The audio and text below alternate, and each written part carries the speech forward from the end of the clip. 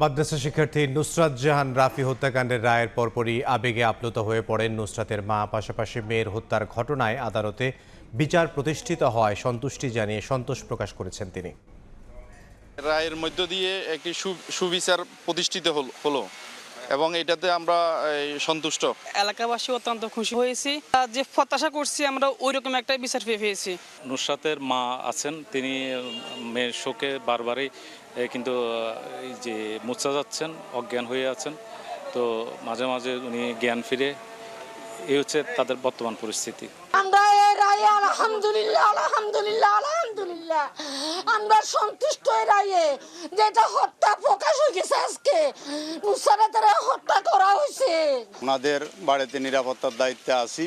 নিরাপত্তার দায়িত্বে সবসময় যেরকম ছিলাম, এখনও নিরাপত্তার দায়িত্বে থাকব। আমরা সবসময় সোচ্চার আছি, সতর্ক আছি। ফেনীতে মাদ্রাসা ছাত্রী নুসরাত হত্যা মামলার রায়কে ঘিরে নুসরাতের গ্রামের বাড়িতে অতিরিক্ত পুলিশ মোতায়েন করা হয়েছে। এই বিষয়ে বিস্তারিত জানবো, সেখানে আছেন সহকর্মী ইশতিয়াক আহমেদ। সরাসরি যাব তার কাছে। ইশতিয়াক, ফেনীর সোনাইগাজীতে যে চাঞ্চল্যকর হত্যাকাণ্ডের ঘটনা ঘটেছিল, সেটি হচ্ছে মাদ্রাসা শিক্ষার্থী নুসরাত জাহান রাফি। সেই হত্যাকাণ্ডের আজ যে রায়, সেই রায় ইতিমধ্যে কিন্তু ঘোষণা করা হয়েছে এবং সেখানে আমরা দেখেছি যে 2 জনের যে মৃত্যুদণ্ড সেখানে বহাল রাখা হয়েছে। 4 জনের যাবজ্জীবন, বাকি যে 10 জন, সেই 10 জনের কিন্তু তারা খালাস করা হয়েছে। এবং সেই রায়কে ঘিরে আমরা দেখেছি যে সোনাইগাজীর যেই এলাকাটি রয়েছে, অর্থাৎ নুসরাতের যে গ্রামের বাড়ি, সেখানে সকাল থেকে কিন্তু নিরাপত্তা জোরদার করা হয়েছিল এবং নিরাপত্তার বিষয়টি মাথায় রেখে এখানে কিন্তু অতিরিক্ত পুলিশ মোতায়েন করা হয়েছে। এবং সেখানে আমরা সকালবেলা থেকে এসে পুলিশের যে নিরাপত্তা, সেটি আমরা দেখতে পেয়েছি।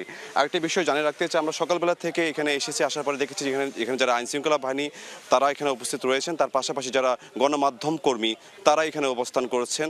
আর এছাড়া যারা স্থানীয় যারা রয়েছে তারা কিন্তু এখানে খুব একজন স্থানীয় লোকজন দেখা যায়নি। এবং নুসরাতের যিনি নিহত নুসরাত, তার মা ছাড়া তার যার পরিবারের অন্য যারা সদস্যরা রয়েছে তারা কিন্তু বাড়িতে এই মুহূর্তে নেই। আমরা দেখেছি যে নুসরাতের মা তিনি অসুস্থ, তিনি শুধু বাসায় ছিলেন। তার বাবা এবং তার যে 3 ভাই, 1 ভাই প্রবাসী এবং 2 ভাই, একজন ঢাকায় থাকে এবং আর একজন এখানে গ্রামে থাকে, তারা কেউ কিন্তু এই মুহূর্তে এই নুসরাতের বাড়িতে নেই।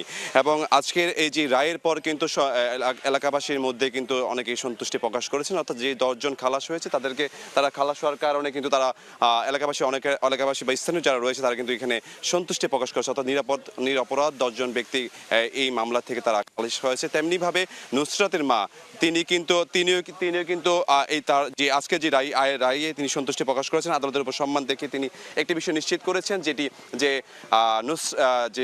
নুসরাতকে আত্মহত্যা করেনি, তার যে অপবাদ ছিল তাকে হত্যা করা হয়েছে এবং সেটি আদালত হাইকোর্টে কিন্তু আজকে প্রমাণ করেছে এবং তিনি তার নিরাপত্তা নিশ্চিত করছেন তার পরিবারের পক্ষ থেকে। তো এই ছিল আমার কাছে সর্বশেষ ফেনী সোনাইগাজী যে নুসরাতের বাড়ি থেকে। ফেনী থেকে সহকর্মী ইশতিয়াক আহমেদ।